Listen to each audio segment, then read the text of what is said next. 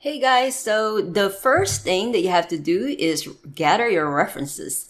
So you should spend hours doing this. I spent almost the entire day just gathering references of the human body. That way I could use it as a reference. So I got different photos here where I could see the back and I see the front. So I like to grab photos that really show the individual muscles, mainly the bodybuilder photos. And okay, I'm gonna make a really built guy, and so that's I am using these kinds of photos. Now, even though if I'm doing like an average male, I still like to grab photos that do show the individual muscle fibers here, the muscles on the body. And then what I do if that guy is not really muscular at the end, then I also just kind of smooth it out and maybe find photos that have of regular bodies, regular male bodies. So yeah, if I'm doing just a basic regular male body, I still use these kind of photos. At the same time, I use the average male bodies for reference. But for my orc, he is going to be pretty built. And so these are all I really need, these kind of bodybuilder photos. And I found this concept art. I found it in Google. The artist's name is Tang Weiben. So shout out to him. It's really nice. And this is one of the main references that I'm using. And yeah, this is a character from World of Warcraft, Grommash Hellscream. He's going to be my main inspiration, but I will change up a few things here and there. I also like to grab real life photos like this because I know I'm going to be creating fur. You can see that there's fur on the boots and it makes him look more like a barbarian. And you see I have a picture of tongue. I know exactly how the tongue looks like. Stuff that I don't really see all the time that's inside the body, I grab photos off. And you can see here I also grab some screenshots from the Blizzard cinematic trailer.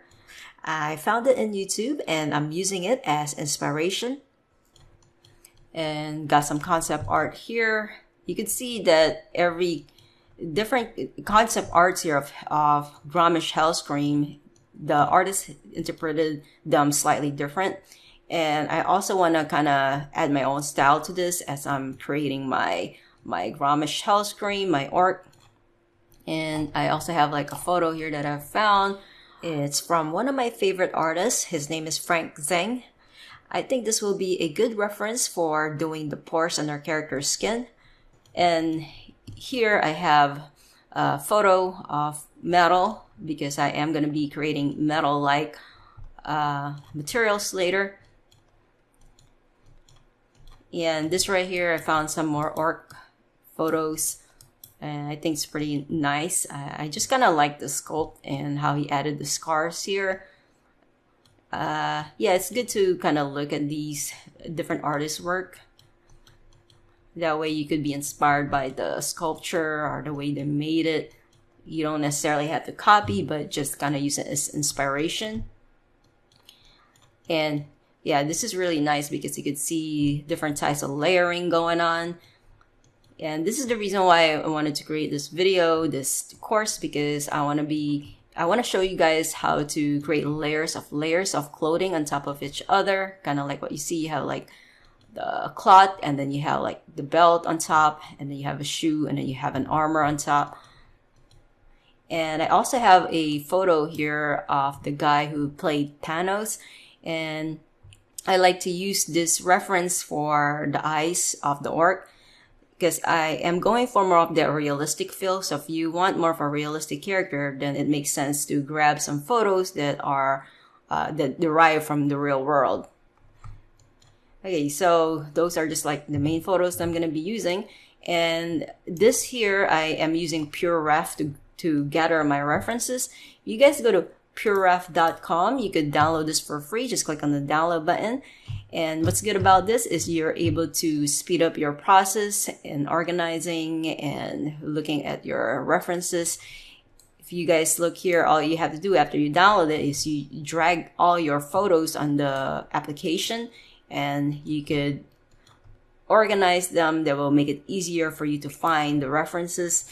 And you could even like double click, and then you could just double click again to zoom out. And let's say you want to look at your another photo, you just double click again. So it's easier, a lot easier for you to manage your photos and to locate your reference rather than just having one individual photos and then flipping them different files.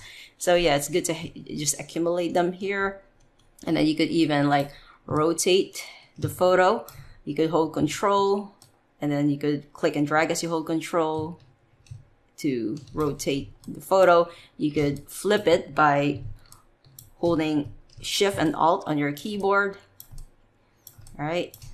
You could scale it by holding Control and Alt on your keyboard. You could scale it up.